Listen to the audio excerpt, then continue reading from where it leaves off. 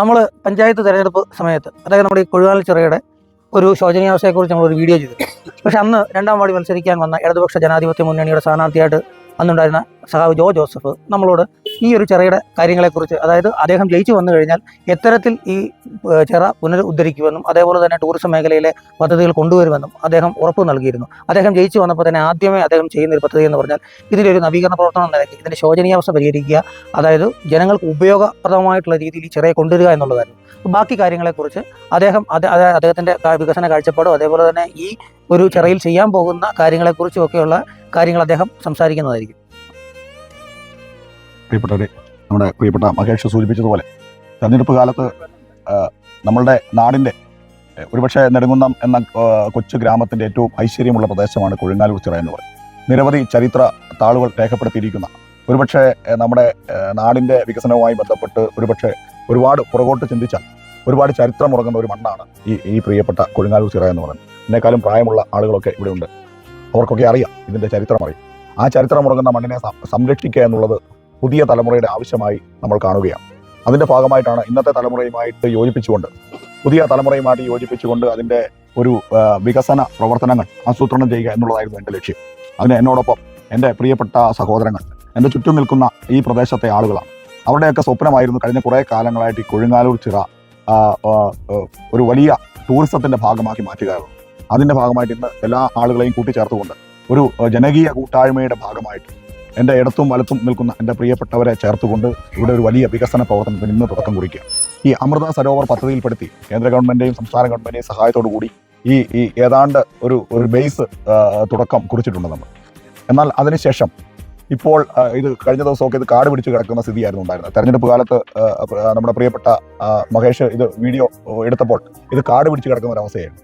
അതിൽ നിന്നൊക്കെ മാറി ഇപ്പോൾ അത് ഒന്ന് ആദ്യമേ തന്നെ ഇതിനെ ഒരു നല്ല നിലയിലാക്കിയെടുക്കുന്നതിനുള്ളൊരു ശ്രമം, ഒരു തന്ത്രപരമായ ഒരു സമീപനമാണ് സ്വീകരിച്ചത്. അതിൻ്റെ ഭാഗമായിട്ടാണ് ഇന്ന് ഇത്രയും പേർ കൂടി ചേർന്ന് ഒരു വലിയ രാവിലെ ഒരു 7 മണിയായപ്പോൾ ആരംഭിച്ച ജോലിയാണ്. അതായത് ഇതിനകത്ത് ഇതിന് ഈ ലക്ഷക്കണക്കിന് ലിറ്റർ വെള്ളം ശേഖരിച്ച് വെച്ചിരിക്കുന്ന ഒരു പ്രദേശമാണിത്. ആ വെള്ളത്തിൽ ഇറങ്ങി നിന്നുകൊണ്ട് വേണം ഇത് ശുചീകരിക്കാൻ. അങ്ങനെയുള്ള ഒരു ബുദ്ധിമുട്ടുള്ള ഒരു ജോലിയാണ് ഇന്ന് എൻ്റെ പ്രിയപ്പെട്ട സഹോദരങ്ങൾ, ഈ പ്രദേശത്തെ ആളുകൾ, ഈ 2ാം വാർഡിലെ എൻ്റെ പ്രിയപ്പെട്ടവരൊക്കെ ചെയ്തു തീർത്തത്. അതിൻ്റെ ഭാഗമായിട്ടാണ് നിങ്ങൾക്കിത് വീഡിയോയിൽ കാണാൻ സാധിക്കും. ഒരുപക്ഷെ ഇതിന് മുമ്പുള്ള വീഡിയോ ഉണ്ടായിരുന്നുവെങ്കിൽ ഇതിൻ്റെ സ്ഥിതി എന്തായിരുന്നു എന്ന് കാണാൻ സാധിക്കും. അതിനെയൊക്കെ മാറ്റിമറിച്ചുകൊണ്ട് തീർച്ചയായിട്ടും നല്ല നിലയിലുള്ള പ്രവർത്തനങ്ങൾ ഏതാണ്ട് 40 ലക്ഷം രൂപ ഇവിടെ മുടക്കി എന്നല്ലാതെ ഇത് പൊതുജനങ്ങളുടെ ഇടയിലേക്ക് എത്തിയിട്ടില്ല എന്നുള്ള വസ്തുതയുണ്ട്. ഇപ്പോൾ അതിനുശേഷം ഏതാണ്ട് 10 ലക്ഷം രൂപ കഴിഞ്ഞ ദിവസം അതിൻ്റെ എസ്റ്റിമേറ്റ് എടുത്തിട്ടുണ്ട്. അതിൻ്റെ മറ്റു പ്രവർത്തനങ്ങൾ ഇതമ്പ്രതമായിട്ട് നടക്കാൻ പോവുകയാണ്. ഇതിൻ്റെ ചുറ്റുമതിലൊക്കെ റെഡിയാക്കിക്കൊണ്ട് ഏതാണ്ട് 3-4 ദിവസങ്ങൾക്കുള്ളിൽ തന്നെ, അതായത് ഈ പ്രഭാത സായാഹ്ന സവാരിക്ക് ഇപ്പോൾ സ്ഥലമില്ലാതെ മാറിയിരിക്കുകയാണ്. റോഡിൽ കൂടി നടക്കുന്നതൊന്നും അത്ര സുരക്ഷിതമല്ല. സ്വാഭാവികമായിട്ടും നമ്മുടെ ജീവിതശൈലി രോഗങ്ങൾ വർദ്ധിച്ചു വരുന്ന ഒരു കാലഘട്ടത്തിൽ മനുഷ്യൻ്റെ ആരോഗ്യവുമായി ബന്ധപ്പെട്ട് ഒരു പ്രഭാത സായാഹ്ന സവാരിക്കുള്ള അത്രയും കിലോമീറ്ററുകളുണ്ട്. ഇതിന് ചുറ്റും നടന്നാൽ തന്നെ ന്യായമായിട്ട് കിലോമീറ്ററുകളുണ്ട്. ആ കിലോമീറ്റർ എത്തുന്നതിന് വേണ്ടി വലിയ സംവിധാനം പഞ്ചായത്ത് നേതൃത്വം ചെയ്യുകയാണ്. ഒരു 3-4 ദിവസത്തിനുള്ളിൽ പ്രഭാത സായാഹ്ന സവാരിയുടെ ഉദ്ഘാടനം കൂടി നിർവഹിക്കുകയാണ്. അപ്പോൾ അതിന് മുന്നോടിയായിട്ടാണ് ഈ പ്രവർത്തനം ആരംഭിച്ചത്. അതിനുശേഷം അടുത്ത 2026-2027 വാർഷിക പദ്ധതി പ്രകാരം ഇതിന് ഫണ്ട് വെച്ചുകൊണ്ട് ഓപ്പൺ ജിം അടക്കമുള്ള കിഡ്സ് പാർക്ക് അടക്കമുള്ള സംവിധാനങ്ങളാണ് ആലോചിക്കുന്നത്. ഇതുമായിട്ട് ബന്ധപ്പെട്ട് ടൂറിസം വകുപ്പുമായിട്ട് ബന്ധപ്പെട്ട് ടൂറിസം ഡെസിഗ്നേഷൻ പോയിന്റായിട്ട് നെടുങ്കുന്നം എന്ന ഗ്രാമത്തിൻ്റെ ടൂറിസം ഡെസിഗ്നേഷൻ പോയിന്റായിട്ട് ഇതിനെ മാറ്റിക്കൊണ്ട് വലിയ തരത്തിലുള്ള വികസന പ്രവർത്തനങ്ങൾക്ക് തുടക്കം കുറിക്കുകയാണ്. അതുകൊണ്ട് ഇതുമായി സഹകരിച്ച മുഴുവൻ ആളുകളെയും ഞാൻ പ്രത്യേകം സ്മരിക്കുകയാണ്. അവർക്കെല്ലാവർക്കും പ്രത്യേകം നന്ദി അറിയിക്കുകയാണ്. ഒരു നാടിൻ്റെ ഒരു ഞാൻ നന്ദി സൂചിപ്പിച്ചതിന് ഒരു പ്രത്യേക കാരണമുണ്ട്. കാരണം സാധാരണ ഒരു ശുചീകരണ പ്രവർത്തനം പോലെ അല്ല ഈ കൊഴുങ്ങാലൂർ ചിറയുടെ ശുചീകരണം എന്ന് പറയുന്നത്.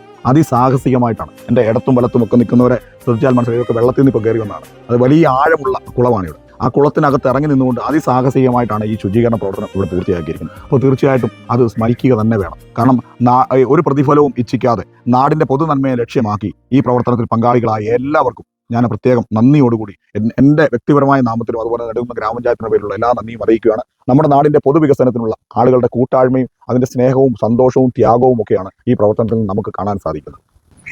നമ്മുടെ ചിറയുടെ ശോചനീയാവസ്ഥ നമ്മൾ അവതരിപ്പിക്കുകയുണ്ടായി. എന്തായാലും ജയിച്ചു വന്ന പുതിയ മെമ്പർ ജോ ജോസഫ്, 2ാം വാർഡ് നെടുങ്കുന്നം ഗ്രാമപഞ്ചായത്തിലെ 2ാം വാർഡ് മെമ്പർ ജോ ജോസഫ് തുടക്കം എന്നുള്ള നിലയ്ക്ക് ഇത് വൃത്തിയാക്കി നമ്മളെ അറിയിക്കുകയും ചെയ്ത് വിളിച്ച് ഏറെ സന്തോഷമുണ്ട്. കാരണം ജനങ്ങൾക്ക് ഉപകാരപ്രദമായിട്ടുള്ള രീതിയിൽ ഈ ഒരു വലിയ ജലസ്രോതസ്സിനെ, അതായത് നെടുങ്കുന്നത്തെ തന്നെ ഏറ്റവും വലിയ, നെടുങ്കുന്നമല്ല ഈ അടുത്ത പഞ്ചായത്തുകളിൽ തന്നെ ഏറ്റവും വലിയ ജലസ്രോതസ്സാണ് കൊഴുങ്ങാലൂർ ചിറ. ആ ചിറയെ സംരക്ഷിക്കാനായിട്ട് കാണിച്ച ഒരു പ്രവർത്തനത്തിന് അദ്ദേഹത്തിന് ഏറെ അഭിനന്ദനം അറിയിക്കുകയാണ്. അതോടൊപ്പം തന്നെ ഈ പരിപാടിയിൽ, അതായത് ഈ ഒരു ശുചീകരണ പ്രവർത്തനത്തിൽ പങ്കെടുത്ത മുഴുവൻ ആളുകളെയും ഒറ്റവാക്കിൽ അഭിനന്ദിച്ചുകൊണ്ട് നിർത്തുന്നു. നന്ദി, നമസ്കാരം.